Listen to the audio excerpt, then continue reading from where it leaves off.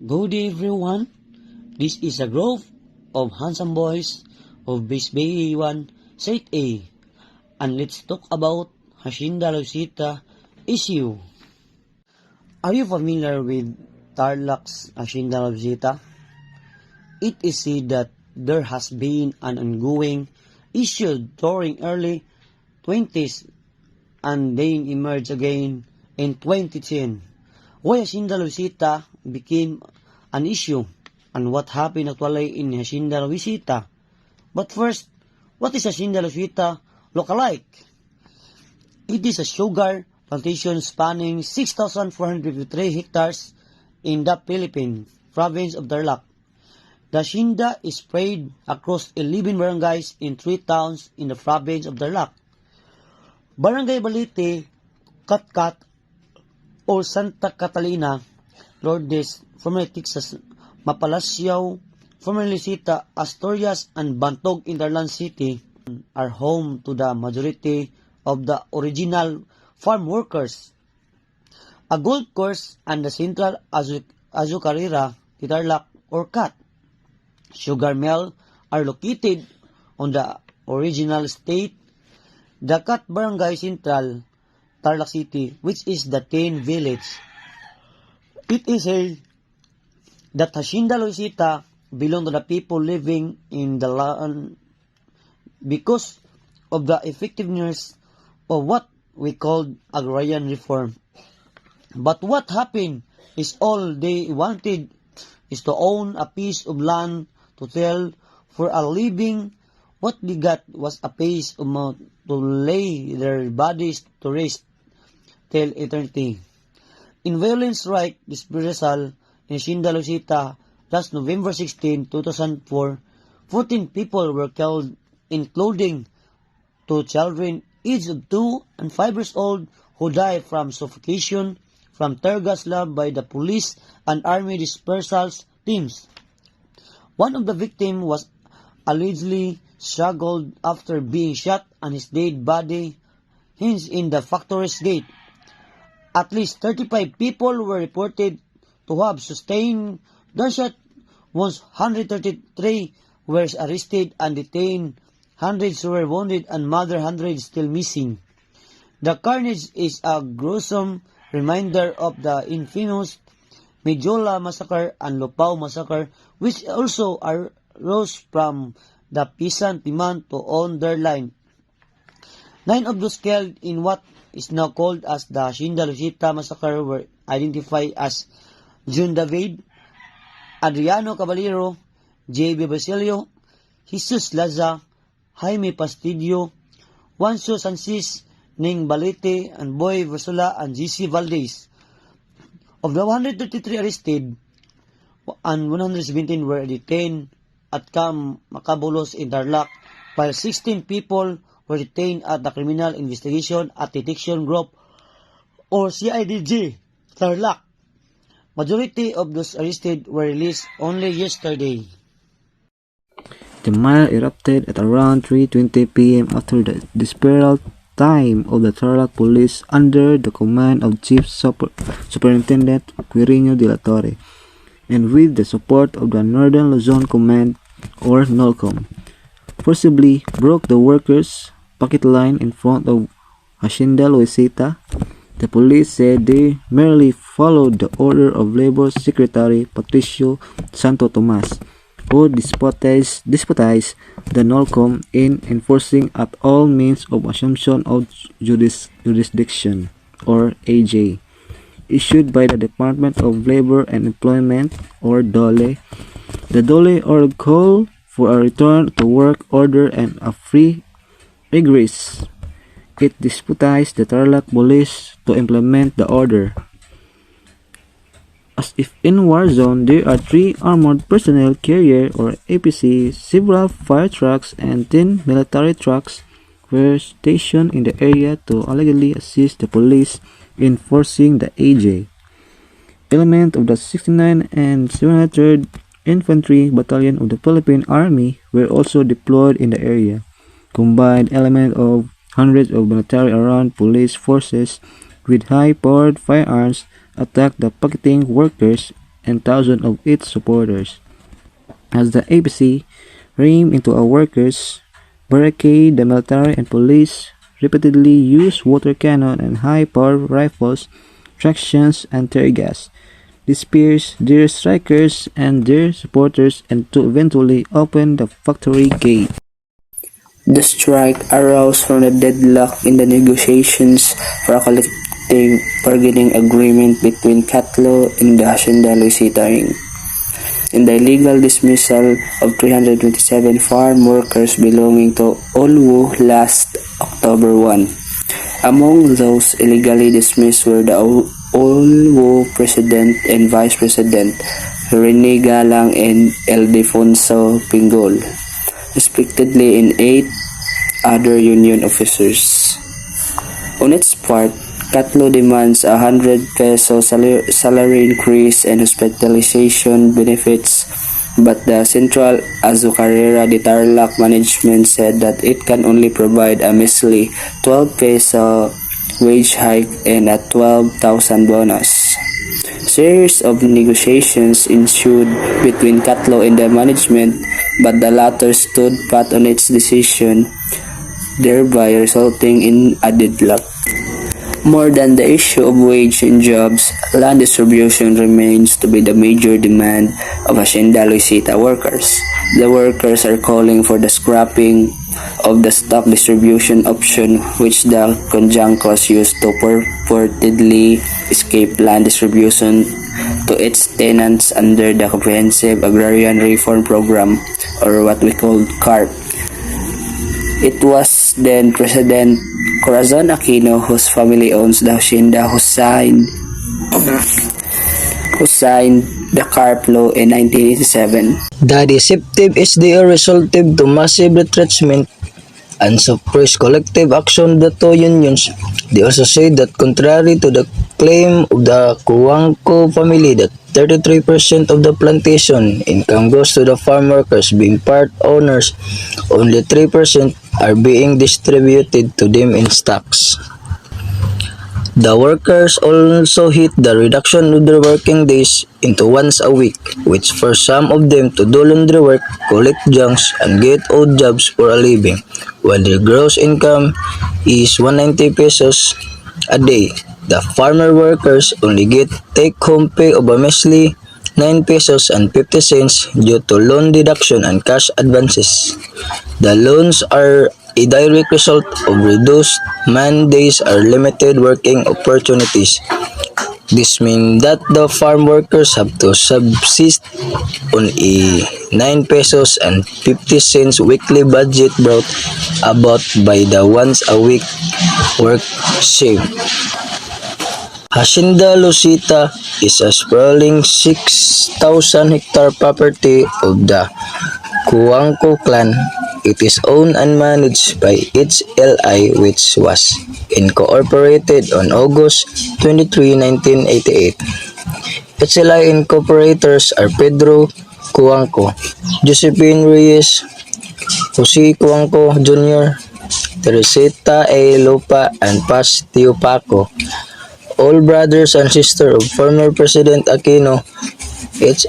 I had 5,067 farm workers and 487 employees in 2002, based on submitted documents at the Securities and Exchange Commission. The company posted a net income of 14 million in 2002 and had total assets of 1.59 billion in the same year. Hacienda Luisita has become very controversial because of its exemption in the land distribution program through its SDO scheme. It has become a symbol of the peasants' long battle for genuine and land reform. First, let's define what is agrarian reform. Agrarian reform can refer either narrowly the government initiated or government backed redistribution of agricultural land, sea land reform, or broadly to an overall redirection of the agrarian system of the country, which often includes land reform measures. Agrarian reform can include credit measures, training, extension, land consolidations, etc. The World Bank evaluates agrarian reform using 5 dimensions. 1. Stock and market liberalization. Second, land reform, including the development of land markets. Third, agro-processing and input supply channels. Fourth, urban finance. Last, market institution. But in history it says Spanish era. Campaña General de Tabacos de Filipinas Historical Marker. Hacienda Lausita was once part of holdings of Campaña General de Tabacos de Filipinas S.A., better known as Tabacalera. The land was owned by Spain by virtue of the country's colonial relationship to the Philippines. The tobacco company was founded on 26 November 1881 by Antonio Lopez from Comelas, Cantabria, and Santiago de Cuba, and Don Guillermo Rubio, born in Santander, Cantabria.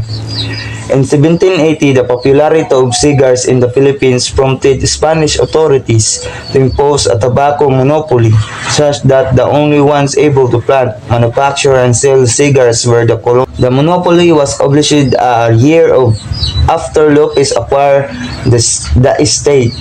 This included the Hacienda Antonio, named after his eldest son, Hacienda San Fernando, and Hacienda Isabel, named after his eldest daughter, in Cagayan and Isabel province, where the La Flor de Isabela cigar was cultivated. Due to the high profits of sugar and tobacco in the Philippines, Lopez and his son, Claudio Lopez Bru, the second to hold the title, donated some of the profits to the Jesuit to create the Pontifical University of Comelas, a university outside Madrid.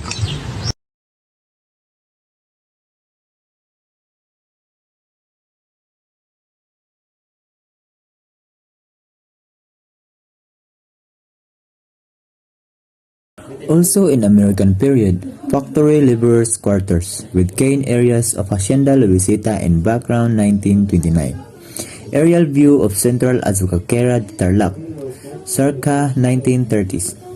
During the American period, the hacienda supplied almost 20% of America's sugar from 1898 to the 1940s, from the Spanish-American War until World War II, back when the Tabacalera still owned. Because of this, the Luisita sugar became popular locally as well.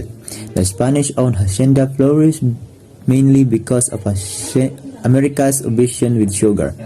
In 1920s, Tabacalera then left the tobacco business to focus on the growing sugar industry to cater to U.S. demand, since this product was more profitable at the time.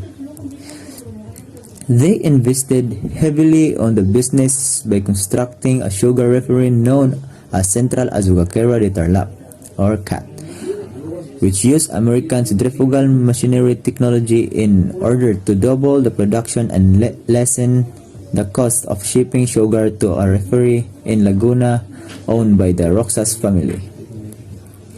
The refinery became the largest sugar central in the Philippines, thus increasing Tabacalera profits. With a new production line, the refinery required a new system of more efficiency. Workers were laid off or forced to retire since old farm workers were not familiar with the new technology. This then resulted to continuous profits for a year. The hacienda produced 126,129 tons of sugar in 1928 as well as already receiving additional tons of sugar with current prices of 23,450 pesos. Then workers found out that the hacienda was receiving multiple fines that were deducted from the workers' wages, which sparked outrage. Presidency of Ferdinand Marcos. 1965 to 1986, the year 1967 marked the end of the 10-year window given to the Cojuangcos in order to distribute the land. However, the Cojuangcos failed to distribute any land. In response, farmers began to organize themselves in order to push for the distribution. This was combined with political unrest in the country. The United Luisita Workers Union was created because of this. This was the same year Aquino was elected. Martial law was declared in the Philippines on September 21, 1972. And Aquino was among the first to be imprisoned for treason, murder, subversion, and weapons possession. During this time, the Marcos administration took an interest in enforcing land reform. Cojuangco died on August 21, 1976. On May 7, 1980, the government filed a case Tadeco before the Manila Regional Trial Court or RTC, the case Republic of the Philippines versus Tadeco, civil case number 131654. Manila Regional Trial Court branch sought the surrender of the hacienda to the Ministry of the Agrarian Reform in order to properly distribute the land to the qualified farm workers. The Cojuangco group responded saying that there were no such tenants or farm workers qualified to receive such land. This was during the same time that Aquino and his family were to leave for exile in the United States. At the time, the anti-Marcos bloc portrayed this lawsuit as an attack on the Aquino family by the Marcoses, while the farmers viewed it as the government taking action to help them. Aquino was assassinated on August 21, 1983. On December 2, 1985, the Manila RTC ordered Tadeco to surrender Hacienda Luisita to the Ministry of Agrarian Reform. Now, the Department of Agrarian Reform, due to non-compliance of the Land Reform Act, Tadeco alleged that the hacienda housed no tenants and that the hacienda's sugar lands were not covered by existing agrarian reform legislations. The Cojuangco group brought that case to the Court of Appeals due to their belief that the case was an act of harassment by the Marcos administration, because Corazon Aquino ran against Marcos in the 1986 presidential election. Of note is that land reform was one of the issues her campaign focused on. The election were fraught with anti-Marcos allegations and led to the People Power Revolution.